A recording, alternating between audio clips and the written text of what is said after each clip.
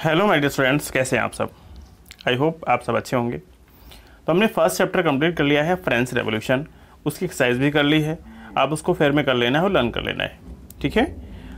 तो हम शुरू करने जा रहे हैं chapter number 2, socialism in Europe and the Russian revolution. Europe में समाजवाद एंड रूसी क्रांति, Russian revolution. The age of social change, सामाजिक परिवर्तन का युग। In the previous chapter you read about the powerful ideas of freedom. पिछले चैप्टर में आपने पढ़ा कैसे जो फ्रीडम और समानता के बहुत पावरफुल आइडियाज होते हैं, ठीक है, विचार आते हैं, वो आते हैं। That circulated in Europe after France revolution, जो फ्रांस की क्रांति के बाद यूरोप में भी प्रचलित हो गए, यूरोप में भी बढ़ गए। The French revolution opened up the possibility of creating a dramatic change in the way in which society was structured. France की क्रांति के बाद जो फ्रांस की क्रांति हुई, उसने सामाजिक जो संरचना थी, सोशल स्ट्रक्चर था, उसमें बहुत सारे नाटकीय परिवर्तन किए, ठीक है। उनकी एक आधारशिला रख दी फ्रांस की क्रांति ने। As you have read before the 18th century, जैसा कि आपने पढ़ा 18वीं शताब्दी से पहले, society was broadly divided into state. जो सोसाइटी था, समाज था, वो कई सारे स्टेट्स और श्रेणियों में बटा हुआ था। And it was aristocracy and church which control economic and social power, ठीक है। तो ये कैसा हुआ करता था, आर्थिक और सामाजिक सत्ता पे जो चर्च था और कुलीन वर्ग था, अरिस्टोक्रेसी वर्ग था, उसके नियंत्रण में था। सडनली आफ्टर द रिवॉल्यूशन, अचानक क्रांति के बाद, it seemed possible to change this, ऐसा प्रतीत हुआ कि इसको बदलना संभव है। जो कुलीन वर्ग है, चर्च का जो अधिकार है, सामाजिक जो इकोनॉमी है, उस पे आर्थिक और सामाजिक अधिकार किसका है, चर्च का है। ऑटोक्रेसी जो कुलीन वर्ग है उनका है। तो इसको बदलना भी इस क्रांति के बाद संभव हो पाया। In many parts of the world, संसार के बहुत सारे हिस्सों में, including Europe and Asia, new ideas about individual right, नए नए जो विचार थे व्यक्तिगत अधिकार के बारे में। And who controlled social power began to be discussed, और जो सोशल पावर है, सामाजिक नियंत्रण, उसको कौन कंट्रोल कर सकता है, इसके बारे में भी बातें होने लगी, विचार होने लगा, ठीक है। जो सामाजिक सत्ता है उस पर किसका नियंत्रण हो, इस पर भी बहस होने लगी। In India Raja Ram Mohan Roy and Derozio talked of the significance of French revolution. Bharat में राजा राम मोहन राय और डेरोजियो ने फ्रांसीसी क्रांति के महत्व का उल्लेख किया। And many other debates the ideas of post revolutionary Europe, और बहुत सारी बातचीत होने लगी, बहस होने लगी, जो फ्रांस की क्रांति के पश्चात यूरोप की जो स्थितियां हुई उसके बारे में बहुत से लोग उसमें इन्वॉल्व हो गए।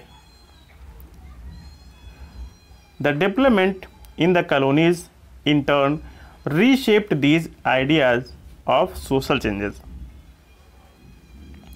और जो उपनिवेश थे उसमें जो घटनाएं घट रही थी, ठीक है, तो उन्होंने भी जो विचार थे उस समय, ठीक है, reshaped these ideas of social changes, सामाजिक परिवर्तन के जो नए विचार थे उनको उन्होंने भी एक नया आकार दिया। कॉलोनियों के विकास ने, उपनिवेशों के विकास ने सामाजिक जो विचारधारा थी उसको एक नया आकार दिया। नॉट एवरीवन यूरोप, यूरोप में सभी लोग ऐसे नहीं, लेकिन however wanted a complete transformation of society, ठीक है, मगर यूरोप में भी सभी लोग अमूल समाज के परिवर्तन के पक्ष में नहीं थे। समाज में कुछ परिवर्तन हो तो कुछ लोग, कुछ थे कुछ नहीं थे, मीन सभी लोग नहीं थे। Responses varied from those who accepted that some changes was necessary but wished for a gradual shift to those who wanted to restructure society radically. तो इस सवाल पे सबकी अलग अलग राय हुआ करती थी, सभी अलग अलग सबकी विचारधारा थी. रेस्पॉन्स वेरीड, ठीक है, विचारधारा सबकी अलग अलग थी. बहुत सारे लोग चाहते थे कि परिवर्तन हो, चेंज वॉज नेसेसरी, लेकिन कि वो ये चाहते थे विश्ड फॉर ग्रेजुअल शिफ्ट, जो ये बदलाव हो ये धीरे धीरे हो. Those who wanted to restructure society radically, ठीक है. तो some were conservatives, other were liberal और रेडिकलस. तो कुछ लोग जो थे उन्होंने माना कि जो समाज का परिवर्तन होना है, समाज का पुनर्गठन जरूरी है. तो इसके लिए जो कुछ थे वो रूढ़िवादी थे, कंजर्वेटिव्स थे, और कुछ उदारवादी लिबरल थे, ठीक है. कुछ तो कैसे थे, समवर कंजर्वेटिव्स रूढ़िवादी, और कुछ उदारवादी थे, और कुछ कैसे थे, रेडिकल परिवर्तनवादी इनको कहते हैं, वो इनके पक्ष में नहीं थे. What did these terms really mean in the context of time? अगर हम समय की दृष्टि से देखें तो समय की दृष्टि से इन शब्दों का क्या मतलब था. What separate these strands of politics and what linked them together? क्या राजनीति की जो धाराएं थी इनमें कौन कौन सी बातें थी जो समान थी या किन किन बातों में फर्क था. We must remember that these terms do not mean that same thing in all contexts or at all times. तो हमें ये बात याद रखनी पड़ेगी, ध्यान रखना पड़ेगा. ये जो ये शब्द हैं इनका जो अर्थ है सभी परिवेश में, ठीक है, या सभी समय पे, all contexts or all time do not mean the same.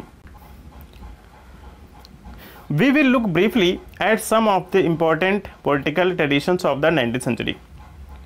इस अध्याय में जब 19वीं शताब्दी के कुछ महत्वपूर्ण राजनीतिक परंपराएं हैं उनका अध्ययन करेंगे, उसके बारे में देखेंगे, and see how they influence changes, और देखेंगे कैसे इन परंपराओं ने परिवर्तन किए, ठीक है. जो परिवर्तन हुए इन परंपराओं के द्वारा उसका क्या असर हुआ. Then we will focus on one historical events, उसके बाद हम किसी एक ऐतिहासिक घटना पे फोकस करेंगे, in which there was an attempt at a radical transformation of society, ठीक है, जिसमें समाज का जो एक बहुत बड़ा हिस्सा है, ठीक है, उसमें रेडिकल परिवर्तन हुआ, ठीक है. Through the revolution in Russia,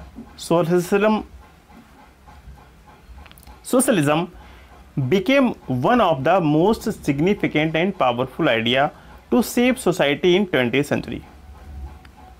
रसिया में जो क्रांति हुई, रूस में जो क्रांति हुई, तो उसके फलस्वरूप समाजवाद जो सोशलिज्म था वो 20वीं सदी का जो स्वरूप तय करने वाला सबसे महत्वपूर्ण और शक्तिशाली जो विचारों की श्रृंखला थी उसका हिस्सा बन गया.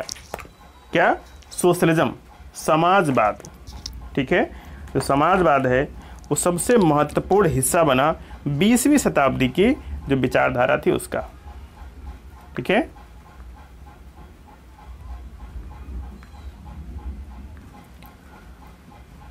Liberals, radicals and conservatives.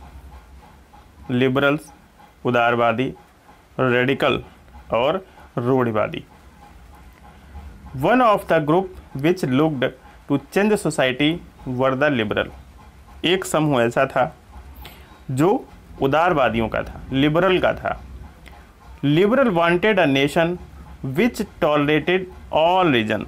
जो उदारवादी लोग थे, लिबरल लोग थे, वो ऐसा राष्ट्र चाहते थे, ऐसा संघ चाहते थे जिसमें सभी धर्मों का समान सम्मान हो. We should remember हमें याद रखना चाहिए, at this time European state, इस समय जो यूरोपीय स्टेट थे, discriminate favour of one religion और अनदर। आप जानते होंगे यूरोप में यूरोप के उस समय किसी भी देश में किसी एक धर्म को प्राथमिकता दी जाती थी। जैसे Britain favoured the church of England, Austria and Spain favoured the Catholic church. ठीक है, जैसे जो ब्रिटेन की चर्च थी, ठीक है, ब्रिटेन की सरकार चर्च ऑफ इंग्लैंड का समर्थन करती थी, ऑस्ट्रिया और स्पेन कैथोलिक चर्च के समर्थक थे। ठीक है, ब्रिटेन किसका फेवर करता था? चर्च ऑफ इंग्लैंड का। ऑस्ट्रिया एंड स्पेन फेवर करते थे कैथोलिक चर्च का। Liberals also opposed the uncontrolled power of dynastic rulers. जो लिबरल समूह था, लिबरल ग्रुप था, वो वंश पे आधारित, मीन्स एक के बाद दूसरा राजा बन जाएगा उसी परिवार का। तो जो वंश आधारित शासकों की जो सत्ता थी, वंश के आधार पे जो राजा बन जाते थे, उनकी सत्ता थी, ताकत थी, तो उसके भी वो विरोधी थे। They wanted to safeguard the rights of individuals against governments. वो चाहते थे कि जो उनके व्यक्तिगत अधिकार हैं, ठीक है, उनकी रक्षा हो, सरकार उनके राइट्स की रक्षा करे। They argued for a representative elected parliamentary government subject to laws interrupted by all well-trained judiciary that was independent of rulers and officials। उनकी मांग थी कि जो ये सरकार बने, ये समूह बने, ये प्रतिनिधि पे आधारित एक ऐसी निर्वाचित सरकार बने, ठीक है, जो शासक और अफसरों के प्रभाव से मुक्त हो। जो शासक हैं, ये गवर्नर हैं, ये अफसर हैं, उनके प्रभाव से मुक्त हो, और एक वेल ट्रेन जुडिशरी हो, और ये स्वतंत्र हो। रूलर्स और ऑफिशियल से ये मुक्त होनी चाहिए, इंडिपेंडेंट होनी चाहिए रूलर्स और ऑफिशियल से। ठीक है, एक निर्वाचित गवर्नमेंट हो, स्वतंत्र हो, न्याय करे, इसमें किसी भी शासक या ऑफिशियल का कोई भी इंटरफेयर ना हो। However they were not Democrats. यद्यपि वो डेमोक्रेट्स नहीं थे, यह जो समूह है ये लोकतांत्रिकवादी नहीं था। They did not believe in universal adult franchise. ये यूनिवर्सल एडल्ट फ्रेंचाइजी में विश्वास नहीं रखता था। कौन सा ग्रुप? लिबरल जो ग्रुप था, उदारवादी ग्रुप था, ये यूनिवर्सल एडल्ट फ्रेंचाइजी में विश्वास नहीं रखता था। That is the right of every citizen to vote. ठीक है, तो यूनिवर्सल एडल्ट फ्रेंचाइजी का मतलब होता है प्रत्येक नागरिक को वोट डालने का अधिकार। They felt men of property mainly should have to vote.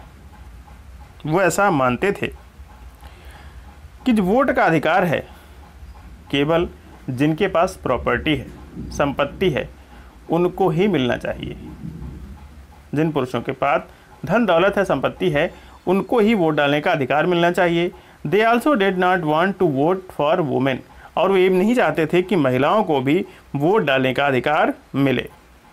ठीक है, तो आपने ये पढ़ा पिछले चैप्टर में, फ्रांस की जो रेवोल्यूशन पढ़ी, उसमें आपने पढ़ा कि बहुत सारे जो पुरुष थे, ठीक है, उनको वोट डालने से वंचित कर दिया जाता था। क्यों? क्योंकि उस समय जो वोट डालने का सिस्टम बनाया था उन्होंने, उसमें किसी भी पुरुष की जो उम्र है, एज है, वो 25 साल से अधिक होनी चाहिए थी, तभी उसको राइट मिलता था, और महिलाओं को तो वोट डालने का अधिकार ही नहीं था। ठीक है, तो जो लिबरल ग्रुप था ये यूनिवर्सल एडल्ट फ्रेंचाइजी में विश्वास नहीं रखता था, और ये चाहता था, इसका मतलब ये डेमोक्रेटिक नहीं था, लोकतंत्रवादी नहीं था। ठीक है, जो लिबरल आप पढ़ रहे हैं, उदारवादी और रूढ़वादी और रेडिकल, तो इसमें जो उदारवादी ग्रुप था ये इस पक्ष में नहीं था कि सभी को वोट डालने का अधिकार मिले। सिर्फ वोट डालने का अधिकार उनको मिले जिनके पास संपत्ति है और जो मेल सदस्य हैं, पुरुष सदस्य। In contrast radical wanted a nation in which government was based on the majority of country's population। अगर हम रेडिकल्स की बात करें, अभी हमने ऊपर पढ़ लिया लिबरल के बारे में, अगर हम रेडिकल्स की बात करें तो ये चाहते थे कि राष्ट्र में एक ऐसी सरकार हो, ठीक है, एक ऐसी गवर्नमेंट हो जो देश के जो पॉपुलेशन है, कंट्री की जो आबादी है, उसके बहुमत पे आधारित हो, majority of countries population. Many supported women's suffragette movements. इनमें बहुत सारे जो लोग थे महिला मताधिकार के समर्थक भी थे, women suffrage. Unlike liberal, they oppose the privilege of great land owners and wealthy factory owners. Liberal की तरह ये लोग भी, उनके विपरीत, अनलाइक लिबरल्स के विपरीत, दे अपोज्ड, ये विरोध करते थे, privilege of great land owner and wealthy factories owners. जो बड़े बड़े जमींदार हैं, उद्योगपति हैं, उनको किसी भी प्रकार का कोई विशेष अधिकार न प्राप्त हो, ठीक है। और इसके जस्ट अपोजिट लिबरल क्या कहते थे, वो कहते थे जिनके पास धन है, संपत्ति है, उनको वोट डालने का अधिकार मिले, ठीक है। तो इनके विपरीत ये लोग चाहते थे कि इनको जो धनी लोग हैं, इनको कोई विशेष अधिकार न प्राप्त हो। They were not against the existence of private property but dislike concentration of property in the hands of few, ठीक है। तो जो रेडिकल्स थे वो निजी संपत्ति के खिलाफ नहीं थे, ठीक है। जो रेडिकल्स थे वो निजी संपत्ति के विरोधी नहीं थे, लेकिन वो इसके विरोधी थे कि जो संपत्ति है, concentration of property in few hands, जो प्रॉपर्टी है, संपत्ति है, वो कुछ ही हाथों में रहे, इसके खिलाफ थे।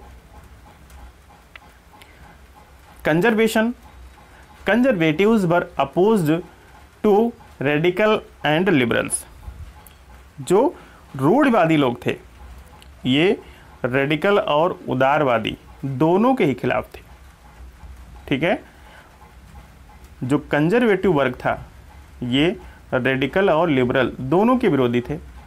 After the French revolution, France की क्रांति के बाद, however even conservatives had opened their minds. France की क्रांति के बाद जो रूढ़िवादी बदलाव की जरूरत को स्वीकार करने लगे, लेकिन earlier in the 19th century conservatives had been generally opposed to the ideas of change। जो रूढ़िवादी लोग हैं, इन्होंने 18वीं शताब्दी में जो रूढ़िवादी आमतौर पे परिवर्तन के जो विचार हुआ करते थे, ठीक है, उनका विरोध करते थे।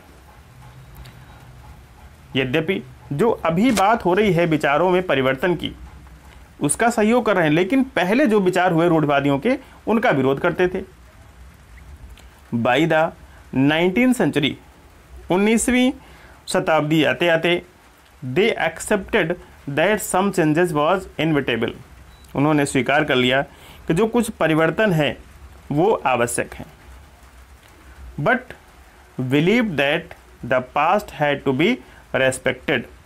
लेकिन वो ऐसा मानते थे कि जो बीता हुआ अतीत है उसको भी सम्मान दिया जाए। And change had to be brought about through a slow process. और जो परिवर्तन है वो थोड़ा धीरे धीरे लाए जाएं, ठीक है। बदलाव की जो प्रक्रिया है वो धीरे हो, जो हमारा बीता हुआ समय पास्ट है उसको भी ध्यान में रखा जाए, उसका सम्मान किया जाए, और परिवर्तन एकदम से नहीं, धीरे धीरे लाया जाए। ये कौन चाहता है? कंजर्वेटिव चाहते हैं। ये दोनों के विरोधी हैं, रेडिकल्स के और लिबरल्स के। Such differing ideas about social changes clashed. सामाजिक परिवर्तन को लेकर जो विचार थे इसमें टकराव हुए during the social and political turmoil, ठीक है। सामाजिक और राजनीतिक परिवर्तन पे आधारित जो फ्रांस की क्रांति के बाद हुए, फ्रांस के क्रांति के बाद जो सामाजिक और राजनीतिक परिवर्तन हुए, उनके जो विचार थे उसमें कई सारे टकराव हुए। The various attempts at revolution and national transformation in the 19th century helped define both the limits and potential of these political tendencies. 19वीं शताब्दी में क्रांति और राष्ट्रीय कायांतरण, ट्रांसफॉर्मेशन इन 19th सेंचुरी, ठीक है, रेवोल्यूशन एंड नेशनल ट्रांसफॉर्मेशन, क्रांति और जो राष्ट्रीय काया पलट हुआ उसकी विभिन्न कोशिशें हुई। तो इन कोशिशों ने जो राजनीतिक जो धाराएं थी, सीमाएं थी, इनकी जो लिमिट्स थी, ठीक है, उनको क्या कर दिया, उनको संभावनाओं को स्पष्ट कर दिया। जो पॉलिटिकल टेंडेंसीज थी राजनीतिक, उनको डिफाइन कर दिया, स्पष्ट कर दिया, ठीक है।